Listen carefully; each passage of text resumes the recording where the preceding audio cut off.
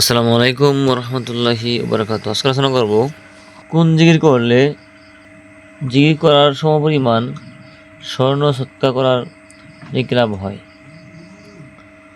উত্তর হলো নবী করিম সাল্লাল্লাহু আলাইহি ওয়াসাল্লাম ফরমান, যে ব্যক্তি সুবহানাল্লাহি ওয়া বিহামদিহি বেশি পাঠ করে, কেননা ইহা আল্লাহর নিকট পড়ার সমপরিমাণ স্বর্ণ খরচ করার চেয়েও পছন্দনীয়। আল্লাহর নিকট সবচেয়ে প্রিয় বাক্য চারটি: সুবহানাল্লাহ, আলহামদুলিল্লাহ, লা ইলাহা ইল্লাল্লাহ, আল্লাহু আকবার।